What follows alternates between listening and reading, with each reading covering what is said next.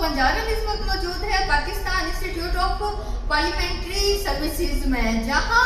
Resilience women network के ज़रिए तमाम मजहबी अक़लियतों और मुख्तलिफ अकायद के हवाले से इंटरफेयर हारमोनी के हवाले से एक खसूसी नशिस्त मुनक़िद हुई और जिसका बुनियादी मकसद मीडिया को इन्वॉल्व करना था। इस नशिस्त का अहवाल जानते हैं कि यहाँ क्या क्या। मेरा नाम आसिया नासिर है, मेरा ताल्लुक़ बलूचिस्तान से है और मैं मसीही कम्युनिटी को रिप्रेजेंट करती हूँ। मैं गुज़श्ता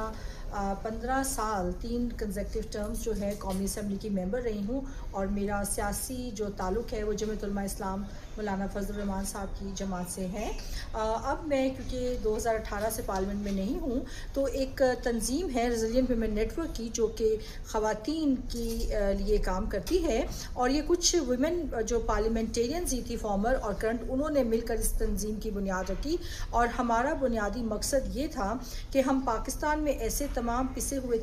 तबकात और ऐसे लोग जिनकी आवाज़ ऐवानों तक नहीं पहुंचती, हम उनकी आवाज़ बने। और दूसरा मकसद हमारा ये था कि हमने बहुत ज़्यादा कानून साजी की थी ख़वातीन के हवाले से और जिसके समरात हमारे जो दूर दराज के इलाकों में बैठी हुई औरतें हैं या हमारे ऐसे पिसे हुए तबकात हैं उन तक नहीं पहुँची थे। तो हमारा ये भी मकसद था कि हम ये जो कानून साजी हमने की है उसकी इम्प्लीमेंटेशन के लिए हम जो है वो दूर दराज के इलाकों तक औरतों तक पहुँचे और एक ब्रिज का काम करें पार्लियामेंट और जो कि मासिस हैं आवाम उनके दरमियान में, क्योंकि हम सब ख़वातीन का बहुत ज़्यादा तजर्बा था पार्लियामेंट कानून साजी का, लेकिन उसके साथ साथ हम माशरे की बहाली, माशरे की बेहतरी और तमीर और तरक्की में भी अपना किरदार अदा करना चाहते थे। इसीलिए हमारा स्लोगन है लेट्स बिल्ड टुगेदर, कि आओ मिलकर तामीर करें। और इस सिलसिले में रेजिलियंट वीमेन नेटवर्क ने ये एक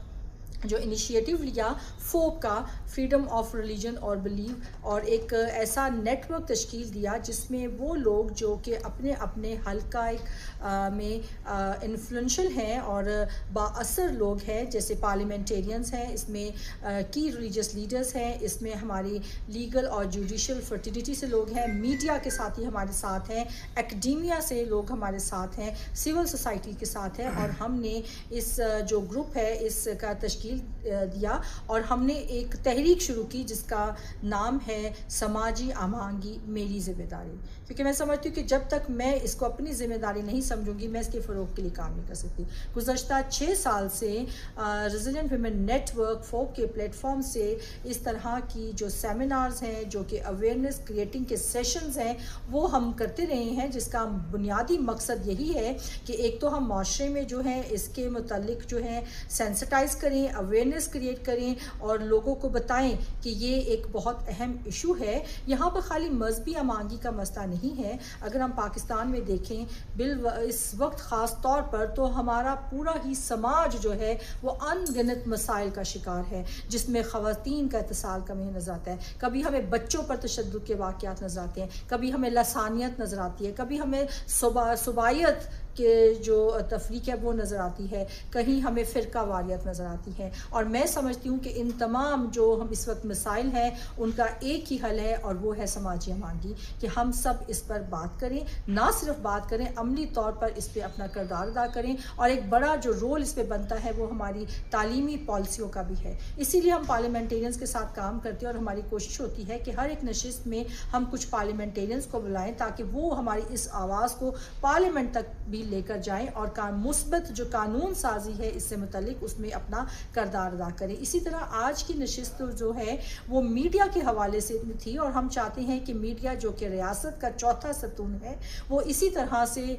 समाजी आमांगी को फ़रोग़ देने के लिए अपना किरदार अदा करे। और बिलखसूस इस वक्त जब सोशल मीडिया और ख़बरों का बहुतान है, हमारे चारों तरफ हमें खबरें नज़र आती हैं और उसमें एक मिस इन्फॉर्मेशन, डिसइन्फॉर्मेशन या जिसको फेक न्यूज़ कहते हैं उसका भी एक बहुत बड़ा हमें इस वक्त जो है वो फ़रोग़ नज़र आ रहा है। तो मेरे ख़्याल में आज का जो अनवान था वो यही था कि ज़िम्मेदार सहाफ़त, ज़िम्मेदारी से सहाफ़त करना या सहाफ़त जो है उसको ज़िम्मेदारी के साथ जो है फ़रोग़ देना और उसमें अपना किरदार अदा करना। और इसमें शुक्रगुज़ार हूँ आज यहाँ पर रावलपिंडी